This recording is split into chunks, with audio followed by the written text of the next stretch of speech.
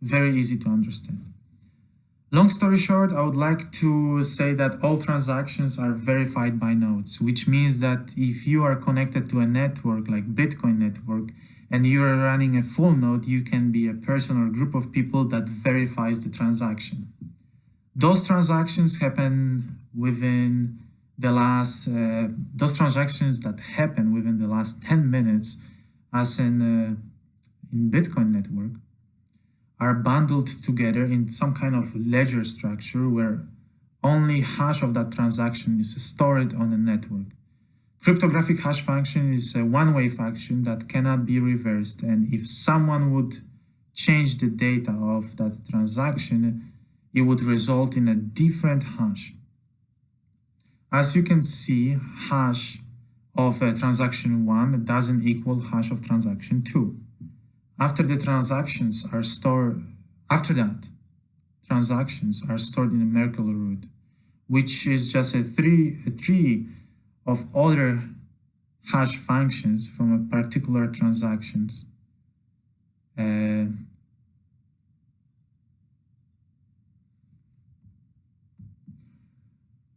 So after the transactions are verified and bundled together in a Merkle root, which you can read about it here, the hash of preceding block is added to a new block, and the hash of a new block is generated through proof of work protocol. Proof of work requires nodes to create a hash that meets some special requirements, like having X amount of zeros in a hash string or something else.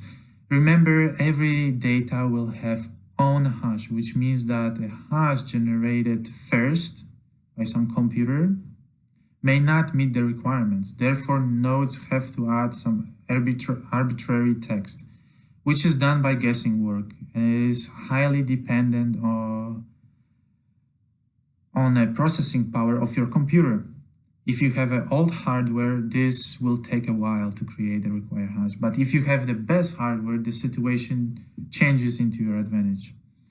Then if you are the first node to meet the requirements on the network, you will be rewarded by the system, and some newly generated Bitcoins will be assigned to you.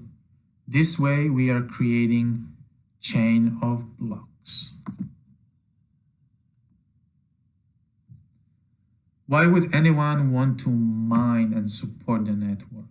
Well, here comes a concept of crypto-economic incentives, which is a fancy way of describing how a combination of cryptography and economics will make the system sustainable.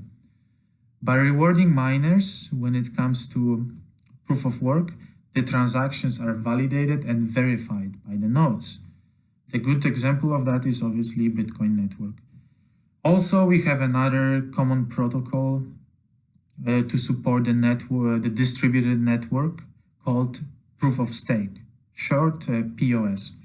Here, instead of mining, which in future can be very expensive and just network heavy, users that run a node have to be connected to a network all the time, and they have to have a significant portion of their stake or coins rested in the wallet.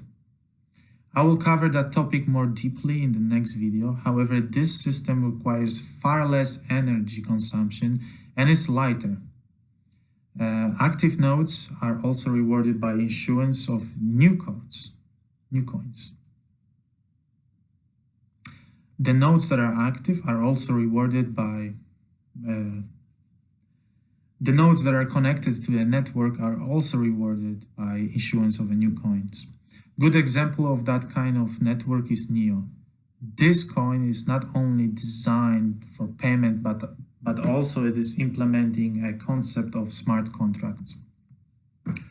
So smart contracts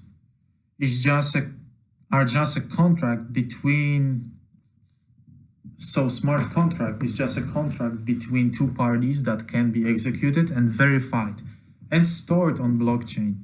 I highly recommend that if you are wanting to invest in crypto, to familiarize yourself with the concept of smart contracts. Those contracts are usually fueled by tokens, and the use and implementation of smart contract is currently being discovered. So basically, if you would like to execute any contract, you would have to send some tokens to a network, which creates utility for those tokens, right? Think of any industry that you will need a third-party verification, but implementing smart contracts, you will get rid of them, get rid of this third party, and significantly improve security and costs. This can be done when we talk about Internet of Things, where you have a machine-to-machine payments.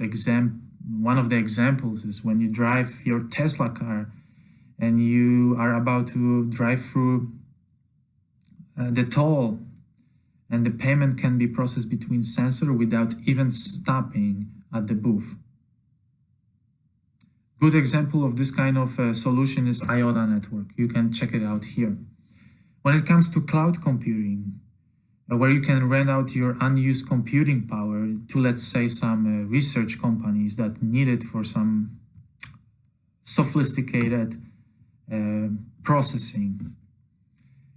So you can rent it out in a decentralized way, where you have control over your resources and no third party is collecting fees for facilitating this exchange. Think of Airbnb, where Airbnb collects 10% of your revenues.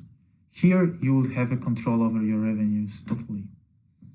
Good example of that is Golem. When it comes to supply chain management, you can learn about that solution by checking out Wabi. Healthcare, whenever it comes to managing electronic health records, you can check out here a medical chain.